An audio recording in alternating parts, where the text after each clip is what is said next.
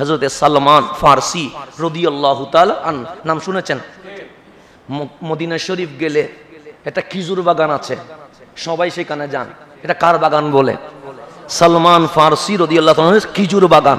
এটা সবাই হাজিরা দেখতে যায় কি যায় না? উমরা করতে গেলেও দেখতে যায়, হাজিরাও গেলে দেখতে যায়। এটা হচ্ছে সালমান ফারসি রাদিয়াল্লাহু তাআলার খেজুর বাগান। তো মদিনায় কি খেজুর বাগানের অভাব পড়ছে? না, অভাব পড়ে নাই। কিন্তু সবাই বলে অন্য কোনো বাগানে যাব না, সালমান ফারসির বাগানে যাব। কেন? ওই সালমান ফারসির খেজুর বাগানে আমার নবীর মুজিজা বাকি আছে। আমার নবীর মুজিজা কি আছে? তো ওনার জন্ম কোথায়? ওনার জন্ম হচ্ছে পারস্যের ইস্পাহানের জাইয়ুন অঞ্চলে ওনার জন্ম। কোথায় পারস্য, কোথায় মদিনা। তাই হযরত সালমান ফারসি বলছেন, আমি ধনাঢ্য পরিবারের সন্তান ছিলাম, অগ্নি পূজা করে এমন মানুষের কি ছিলাম? সন্তান ছিলাম। তাই আমি মুশরিক ছিলাম। আমার বাবা ওই অঞ্চলের সর্দার ছিলেন এবং এলাকার সবচেয়ে জনপ্রিয় ব্যক্তি ছিলেন বলে সমস্ত বিচারের দায়িত্ব জনগণ আমার বাবার হাতে তুলে দিয়েছেন। সালমান ফারসি হচ্ছে একমাত্র সন্তান, দ্বিতীয় কোনো ভাই নাই। তো বাবা যেহেতু এলাকার সন্তান এবং অগ্নি পূজারী, নিজের ঘরের মধ্যে কি আছে? মূর্তিশালা আছে। সালমান ফারসি বলেন, আমরা ছিলাম আগুনের পূজারী। যেটা আমার বাবা এলাকার সর্দার ছিল, ওই অগ্নিকাণ্ড যেটা জ্বলে 24 ঘন্টা, এটা আমার ঘরের উঠানে জ্বলতো। তো আমার বাবা আমাকে বেশি ভালোবাসতেন, ঘরের বাইরে যেতে দিতেন না। গোলামের মতো ঘরের মধ্যে কি করে রাখতেন? বন্দি করে রাখতেন। কেন? বের হইলে যদি আবার পথভ্রষ্ট হয়ে যায়, বের হইলে যদি আবার অন্য ধর্মে চলে যায়, বের হলে যদি বাবাকে ভুলে যায়, এই বয়ে বাবা কোথায় রেখে দেয়? ঘরে। তো বাবা বললেন, বাবা তুই যখন সারাক্ষণ গড়ে থাকিস, তুই একটা দায়িত্ব নিয়ে নে। সে কি দায়িত্ব? স্বামী যেহেতু এলাকার সর্দার, আমাদের বিশাল ভূমি আছে, শস্যক্ষেত্র করতে হয়, দুনিয়াবি কাজে আমাকে ব্যস্ত থাকতে হয়। তুমি সালমান ফারসি এখন বালেক হয়েছ, উপযুক্ত হয়েছ, তোমার দায়িত্ব হচ্ছে আমরা যে আগুনের পূজা করি, এই আগুন 24 ঘন্টা যেন জ্বলে, এই পাহারাদার হিসেবে আমি বাবা তোমাকে নিয়োগ করে দিয়েছি। সালমান ফারসি বলে, আমি শুধু গড়ে থাকি আর কি পাহারা দিই? আগুন পাহারা দিই। এই ছাড়া আমার আর কোনো কাজ নাই। আগুন না নিবার জন্য যা করা দরকার সবগুলো আমি করি। এখন আমার সমাজে কে কিভাবে হাঁটে আমি জানি না, আমার আত্মীয় স্বজন কোথায় যায় এগুলো আমি জানি না। একদিন আমার বাবা আমার রুমে আসলেন, ডাক দিয়ে বললেন, বাবা আমি যেহেতু এলাকার সর্দার, অপরাধ বেড়ে গেছে, বিচার বেশি করতে হয়, কিন্তু আমাদের যে জমিনে চাষবাস হচ্ছে, এখানে কি কেউ দেখভাল করার মতো আপন মানুষ নাই। তা আপন না থাকলে একটু ক্ষতি হয় কি হয় না? হয়। তখন বাবা বললেন, আজকে যাও একটু আমাদের শস্য ক্ষেত দেখে আসো। সালমান ফারসি বলে, জীবনে কখনো কি করি নাই, বের হই নাই। আজকে বাবা যখন বললেন বের হইতে, আমি বের হলাম। বের হয়ে যখন আমি বাগানে গেলাম আমাদের শস্য ক্ষেত দেখার জন্য, হঠাৎ রাস্তাতে শুনলাম গির্জা থেকে কি আসছে, আওয়াজ আসছে। তখন আমার ইসলাম, আমার নবীর ইসলাম কি হয় নাই, কায়েম হয় নাই, প্রতিষ্ঠা হয় নাই, দাওয়াত চালু হয় নাই। উনি গির্জা থেকে কি শুনতেছেন?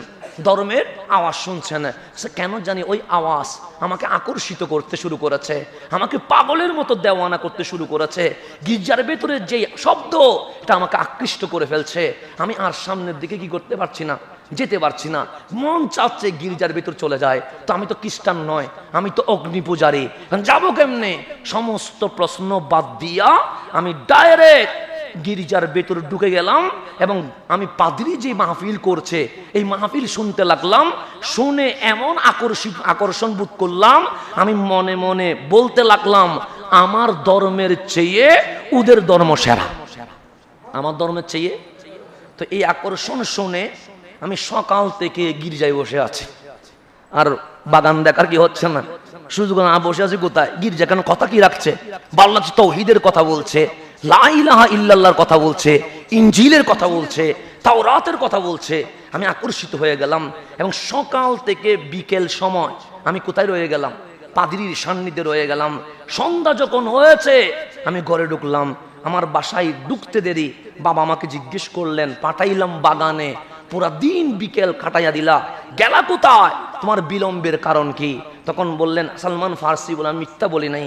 আমি বাবাকে বললাম, বাবা তুমি যখন বাগানে পাঠাইলা, রাস্তা থেকে গির্জা থেকে আওয়াজ আসছিল, আমি খ্রিস্টানদের চার্চে চলে গিয়েছিলাম, ওদের মাহফিল শুনেছিলাম সকাল থেকে বিকেল, এমন আকৃষ্ট হয়ে গেলাম, কখন যে ঘন্টার পর ঘন্টা চলে গেছে আমি বলতে পারি না। তো বাবা বললেন কি বুঝলা? তখন ও ছেলে বলছে আমাদের ধর্মের চেয়ে হাজার ভালো হচ্ছে তাদের ধর্ম। শুনে রেখো, আমাদের পূর্বপুরুষরা যে ধর্ম পালন করেছে এটাই সবচেয়ে বেস্ট, খ্রিস্টান ধর্ম এটা কোনো মূল্যায়নের মধ্যেও পড়ে না। তখন উনি বাবার কথায় হতাশ হয়ে বললেন, না বাবা, আমরা যে আগুনের পূজা করি এটার কোনো ক্ষমতা নাই, এটার কোনো পাওয়ার নাই, পানি মারলে নিভে যায়, বাতাস মারলে নিভে যায়। কিন্তু আমি গির্জায় গিয়ে যখন লা ইলাহা ইল্লাল্লাহর কথা শুনলাম তখন মন বলছে সৃষ্টির পূজা করার চেয়ে সস্তার ইবাদত কোটি গুণ ভালো। এখন বাবার ভিতরে ভয় চলে আসছে যে কোন আমার ছেলে আমাদের ধর্ম ছেড়ে কোনো খ্রিস্টান ধর্মে চলে যাবে কিনা, পথভ্রষ্ট হয়ে যাবে কিনা, এই ভয়ে ছেলেরে আবার রুমের ভিতর ঢুকায়। এতদিন শিকল বাঁধে নাই, আজকে কি বাঁধে দিয়েছে? পায়ের মধ্যে শিকল বেঁধে ঘরের মধ্যে আটকায় রাখছে। উনি বললেন, সালমান ফারসি বলেন আমাকে শিকল বেঁধে রেখে দিয়েছে, কিন্তু আমার মনের মধ্যে সত্য জানার কি আসছে, আগ্রহ সৃষ্টি হয়ে গেছে, আমি সত্য জানতেই হবে। যে শিকলে যখন বাঁধা, যেহেতু ঘরের মধ্যে অনেক চাকর আছে, আমরা যেহেতু সম্ভ্রান্ত পরিবারের ছেলে, একজন চাকরকে দিয়ে আমি গির্জায় চিঠি পাঠাইলাম যে আমি ঘরের ভেতরে কি হয়ে গেছে, বন্দী হয়ে গেছে, আটকে হয়ে গেছে, কিন্তু আমি সত্য জানতে চাই, সুতরাং আমাকে জানাও খ্রিস্টান ধর্ম শুরু হয়েছে কোত্থেকে, যেখান থেকে শুরু হয়েছে আমি সালমান ফারসি ঘর বাড়ি ছেড়ে দিয়ে সেখানে চলে যেতে রাজি আছি। সিটি যখন পাঠাইছি উত্তর আসছে, খ্রিস্টান ধর্মের আবির্ভাব হয়েছে সিরিয়া থেকে। কোত্থেকে? সিরিয়া থেকে। উত্তর যখন পাইছি আমি একদিন চাকরদের সাহায্যে শিকল কি করে ফেলেছি, খুলে ফেলেছি। খুলে ফেলার পরে আমি ঘর থেকে পালিয়ে গেছি। পালানোর পর আমার গ্রামে দেখলাম একটা দল খ্রিস্টানদের সিরিয়ার দিকে কি হয়েছে, রওনা হয়েছে। আমি মা বাপ সারি, সমাজ ছেড়ে, এলাকা ছেড়ে ওদের সাথে কি হয়ে গেছি, জয়েন করে ফেলেছি। সিরিয়ায় যখন আসলাম সবাইকে জিজ্ঞেস করলাম একজন ভালো চার্চের খবর দাও, পাদ্রীর সন্ধান দাও যেন আমি ধর্ম জানতে পারি। তখন সবাই বললেন বিস্পের কাছে যাও। বিশ্বমানি তখন সিরিয়ায় সবচেয়ে বড় খ্রিস্টান পাদ্রী, যেটাকে আপনার বড় হুজুর বলেন আর কি, তখন ও বড় হুজুরের নাম কি ছিল, বিস্প। তো বলছে বিস্পের কাছে যাও। আমি বিস্পের কাছে চলে গেলাম।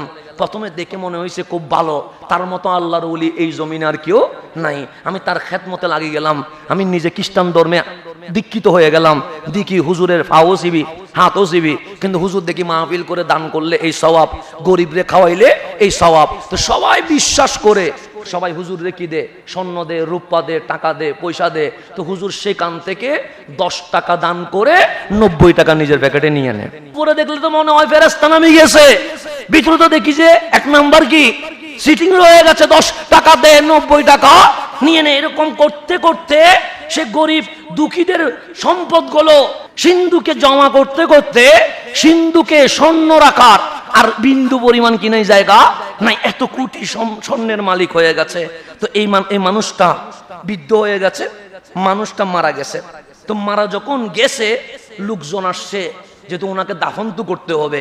সেই সময়ের বিশ্বমানী খ্রিস্টানদের বড় হুজুর, তো বড় হুজুরের জানাজাটা বড় করে হবে না। তো মানুষ যখন জমে গেছে, সালমান ফারসি বলে সিটিং এর বড় জানাজা হবে, এটা আমি মানতে পারি নাই।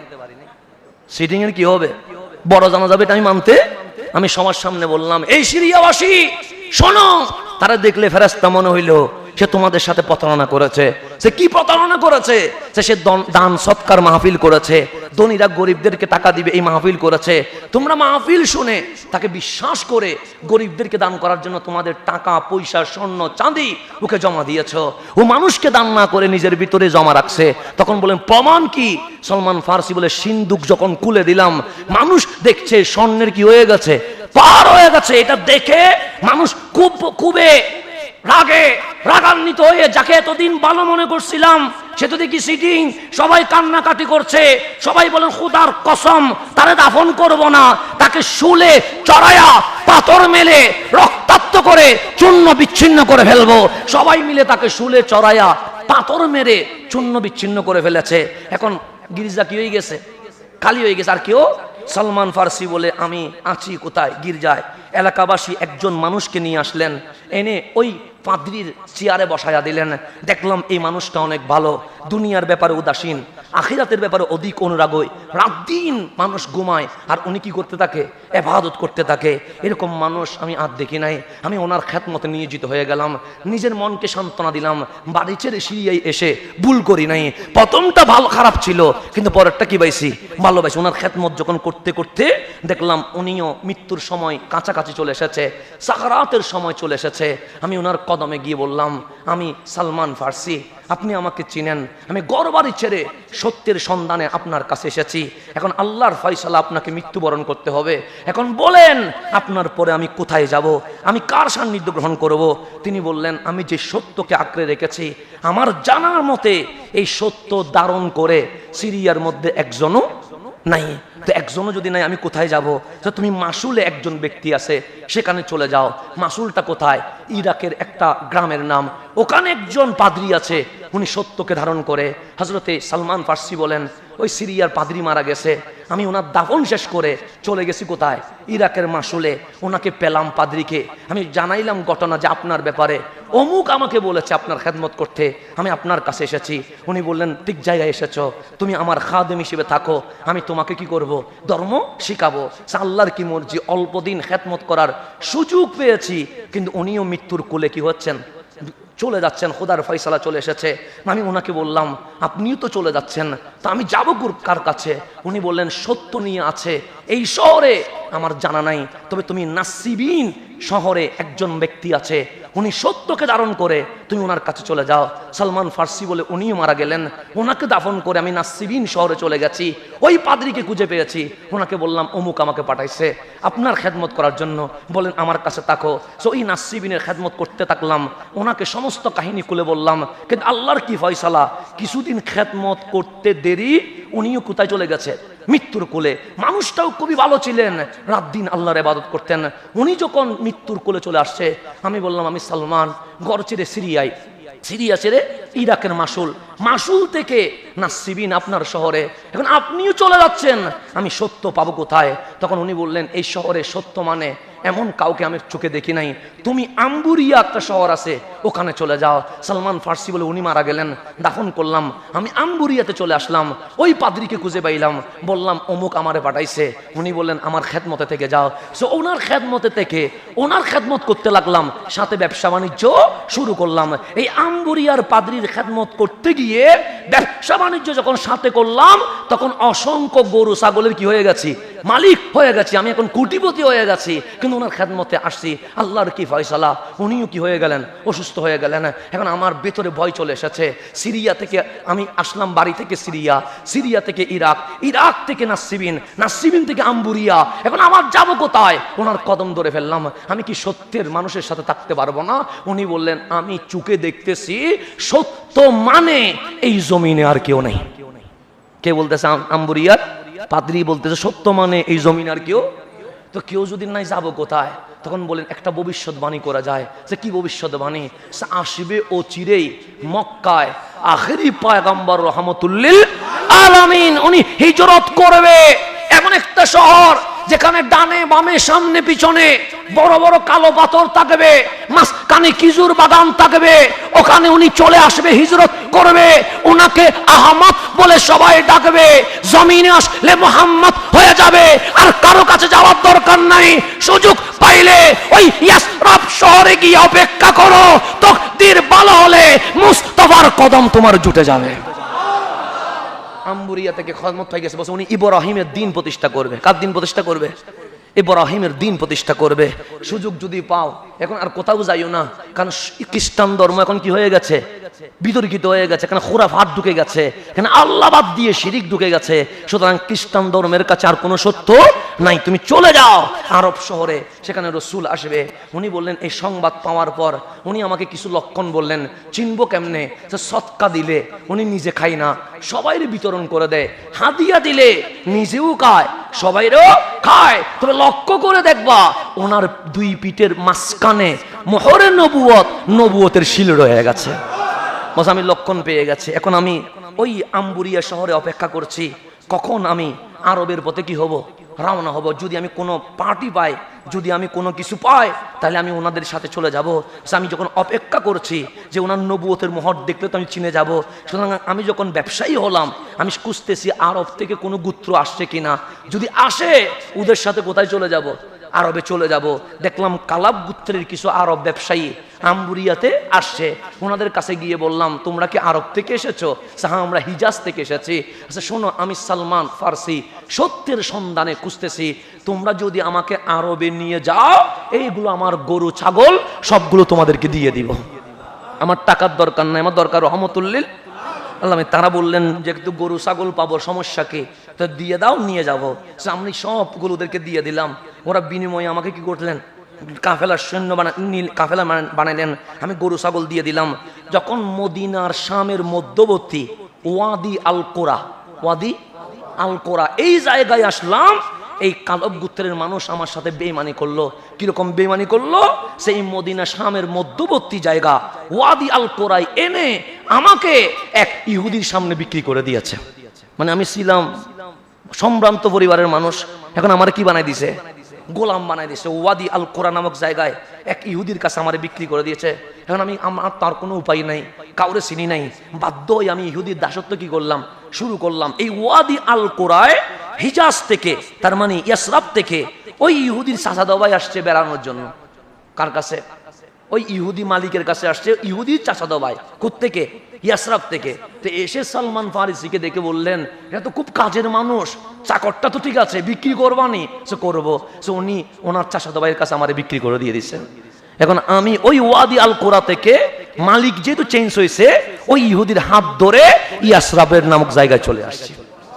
এখন আমি কি গোলাম? আমি গোলাম কোথায় আছি? কাজে আছি, কিজুর বাগানে কাজ করে। কিন্তু তখন মদিনায় ইসলামের দাওয়াত, মক্কায় ইসলামের দাওয়াত কি হয়ে গেছে, শুরু হয়ে গেছে। কিন্তু আমি যেহেতু গোলাম, আমার এগুলা করার কি নাই, সুযোগ নাই। আমি কাজ করছি কাজে ব্যস্ত থাকার সময় আমার কাছে কোনো দাওয়াত পৌঁছে নাই, কিন্তু অপেক্ষায় আছি।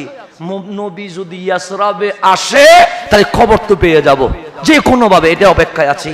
একদিন যখন আমি গাছের উপরে কাজ করছি, আমার মনিব খেজুর গাছের নিচে কি আছে, বসে আছে। এমন সময় আমার মনিবের বাতিজা এসে বললেন, আল্লাহ বনু আওস খাজরাস গোত্রকে ধ্বংস করে দিক। তখন ওই ইহুদি মালিক বলছে, কিরে বনু আওস আর খাজরাস আমাদের গোত্র, তাদের জন্য বদদুয়া করছো কেন? তো বাতিজা বলছে, বদদুয়া করবো না কেন, এই বনু আওস আর খাজরাস গোত্রের সবাই কোবাই চলে গেছে। সে কোবাই কি হয়েছে? সে এমন একজন মানুষ আসছে, সে নিজের নবী দাবি করছে, আর ওনার কাছে আওস খাজরাস গোত্র গিয়ে বায়াত হওয়ার জন্য বসে আছে। সালমান ফার্সি বলে, আমি কিসের উপরে? আমার মনিব কোথায়? কথা বলতেছে মনিব আর বাতিজা। আমি যখন ওই কথাটা শুনলাম, এমন একজন কোবাই আসছে, যিনি নিজের কি বলতেছে, নবী দাবি করতেছে। আমার কানে আসার সাথে সাথে আমার শরীর কেঁপে উঠলো, আমার গায়ের জোর উঠে গেছে, আমার চোখ ঘোলাটে হয়ে গেছে, মনে হচ্ছে আমি গাছ থেকে পড়ে মনিবের গায়ে পড়ে যাব। আমি দ্রুত গাছ থেকে নেমে গেছি। নেমে বললাম, তুমি কি বললা, এটা আবার বলো না। আমার কথা শুনে মনিব রাগ করে ফেলেছে। আমাদের কাজ তোর এখানে শোনার দরকার কি? গোলামের মতো থাকবি। এক তাপ্পড় মেরেছে। আমি দাঁড়ানো থেকে কোথায় পড়ে গেছি? জমিনে পড়ে গেছি। আমি আর কিছু বলি নাই, কিন্তু শুনেছি তো কুবাই আছে। কোথায় আছে? আমি আবার গাছের উপর উঠে কাজ করছি। আমি কিছু কিজুর সংগ্রহ করলাম। কেন? উনি আসছে, ওনার সাথে কিছু সঙ্গী আছে, কি না কি খাইছে আল্লাহ জানে। তো এই কিজুর গুলা নিয়ে কাছ থেকে যখন ছুটি পাইলাম, কোবাই চলে গেলাম। গিয়ে রসুলের দরবারে গিয়ে বললাম, ইয়া রাসূলুল্লাহ, শুনেছি আপনি খুব ভালো মানুষ, আপনার সাথে অনেক মানুষ এসেছে যারা খাইতে পারে নাই। আমি সালমান ফারসির পক্ষ থেকে কিছু সৎকা নিয়ে আসলাম, আপনাকে সৎকা দিলাম। সালমান ফারসি বলে, আমি তাকায় আসি। রসুল ওই খিজুরগুলা নিলেন, নিজ হাত দিয়ে ধরলেন না, সাহাবীদেরকে দিয়ে দিলেন। নিজে একটা খিজুরও খান নাই, সব বিতরণ করে দিয়েছে। আম্বুরিয়ার পাদ্রী যে বলেছিল উনি সৎকা খায় না, প্রথম দিন মিলে গেছে। প্রথম দিন কি হয়ে গেছে? মিলে গেছে। আমি আবার চলে গেছি খিজুর বাগানে। 2-1 দিন ধরে খিজুর সংগ্রহ করছি। সংগ্রহ করে আবার তখন রসুল মদিনায় মুনাওয়ারায় চলে আসছে, যেখানে রওজা পাক। আমি আবার গেলাম রসুলের দরবারে, দেখলাম উনি মসজিদ নববীর বারান্দায় বসে আছে। ডাক দিয়ে বললাম, ইয়া রাসূলুল্লাহ, এগুলা হচ্ছে হাদিয়া, আপনার জন্য আনছি। আমার নবী হাদিয়া পায়া নিজেও খাইলেন, অন্যদেরকেও খাওয়াইলেন। তা আম্বুরিয়ার পাদ্রী বলছেন, সৎকা খাই না, হাদিয়া খাই, দুইটা কি হয়ে গেছে? মিলে গেছে। আমি বুঝে গেছি এটা রহমতুল লিল আলামিন আমি চলে গেছি খেজুর বাগানের কাজ করছি, হঠাৎ আমার কাছে মনে হলো, সংবাদ আসলো একজন সাহাবী মারা গিয়েছে, উনি ইন্তেকাল করেছে, না কি হবে, দাফন হবে কোথায়, জান্নাতুল বাকিতে। তো আমিও গেলাম জান্নাতুল বাকিতে ওই সাহাবীর দাফন দেখার জন্য, কিন্তু ঈমান জানছি অ্যালাউন্স করি নাই। দেখলাম রহমতুল্লিল আলামিন সাহাবীদেরকে নিয়ে কবর করছে, রাসূল পাক দিলে ডালা কাপড় বললেন, বাতাসে কাপড় কি করছে, উড়ছে। আমি রাসূলের সামনে না যায়া পিছনে একবার ডানে দেখি, একবার বামে দেখি। আমার রাসূল লক্ষ্য করলেন, সে সামনে দেখায় না, সে আমার পিছনে দেখায়। আমার নবী বুঝে গেছে কি দেখতে চায়, কামলিওয়ালা কাপড় তুললেন। হযরতে সালমান ফারসি বলে, খোদার কসম পিঠের মাঝখানে নবুয়তের মোহর দেখে ফেলেছি, আর দেরি করি নাই, পিছন থেকে জড়াই ধরে ফেলছি, চোখের পানি ছেড়ে দিয়ে কদমে পাকে পড়ে গেছি। ডাক দিলাম, আমি সালমান, আমার মা বাপ ছেড়ে দিয়েছি সত্য অন্বেষণ করার জন্য, আপনি রাসূলুল্লাহ, এতে কোনো সন্দেহ নাই। কামলিওয়ালা জানে এটা সালমান ফারসি, যে তোমার খবর কি বলো না। তিনি বলেন, খবর তো এটা, যার জন্য আজ দাস হয়ে গেছি, গোলাম হয়ে গেছি, ওই গোলাম নিজের মনিবকে পেয়ে গেছে, গোলাম নবীকে পেয়ে গেছে। উনি বললেন, আমি যেহেতু একজন ইহুদির আন্ডারে আছি, বদরে যাইতে পারি নাই, উহুদে যাইতে পারি নাই, আমি বড় কান্নাকাটি করছি, আমার রাসূলের রহমতের সমুদ্রে যেন ঢেউ মেরে উঠছে। আমার কামলিওয়ালা বললেন, সালমান তোমার মালিকরে বলো কি করলে তোমারে ছেড়ে দিবে। উনি গেলেন মালিকের দরবারে, কি করলে ছাড়বা? 300 খেজুর গাছ তুমি একদিনে কি করে দিবা, রোপণ করে দিবা, আর 40 আউস স্বর্ণ মুদ্রা আমারে দিলে তোমারে আমি আজাদ করে দিব। আসলেন রহমতুল্লিল আলামিনের দরবারে, ডাক দিয়ে বললেন 300 খেজুর গাছ রোপণ করতে হবে। এখন খেজুর গাছ রুগলে দুই একটা তো মারাও যাইতে পারে, কিন্তু মরতে পারবে না, আর তার 40 আউস স্বর্ণ মুদ্রা দিতে হবে। এসে এখন রসুলকে বলেন, আমার রসুল বলেন, তোমাদের ভাই 300 খেজুর গাছ একজনের একটা, দুইটা, পাঁচটা, 10টা দিয়ে দাও। সবাই দিলেন, গনে দেখি 300 গাছ হয়ে গেছে। কয়শো গাছ? 300। আমি খেজুর বাগানে গিয়ে, ওই যে খেজুর বাগানে আপনারা গেছেন, ওই খেজুর বাগানে গিয়ে আমি গর্ত করলাম। আমার কামলিওয়ালা এসে বললেন, সালমান কি করছো? নবী গো 300 যে গাছ রোপণ করতে বলেছে, গর্ত করলাম। আমার কামলিওয়ালা বললেন, আমি রোপণ করে দিব। আমার নবী নবুয়তে হাত দিয়ে রোপণ করে দিলেন। সালমান ফারসি বলে, খোদার কসম 300 গাছের একটা গাছ মরে নাই, সবগুলো জীবিত বড় হয়ে গেছে। এর কিছুদিন যাইতে যাইতে না যাইতে দেরি, কামলিওয়ালা বলেন, সালমান এদিকে এসো। ডিমের মতো একটা স্বর্ণ মুদ্রা আমারে দিলেন। সেই আর রাসূল এটা কি করতাম? তোমার মালিক না বলেছে 40 আউস স্বর্ণ মুদ্রা দিলে তোমাকে আজাদ করে দিবে, সেই ছোট্ট স্বর্ণ দিয়ে কি হবে? আমার নবী বললেন, আল্লাহ করাইয়া দিবে, তুমি যাও। আমি ওই ডিমের মতো স্বর্ণ মুদ্রা আমার মালিকরে দিলাম। মালিক ওজন করে দেখে বরাবর 40 আউস স্বর্ণ মুদ্রা হয়ে গেছে। আমি আজাদ পেয়ে গেলাম। খন্দক থেকে কামলিওয়ালার প্রত্যেক যুদ্ধে আমি নিজের গোলাম হিসেবে হাজির করে দিয়ে দিলাম।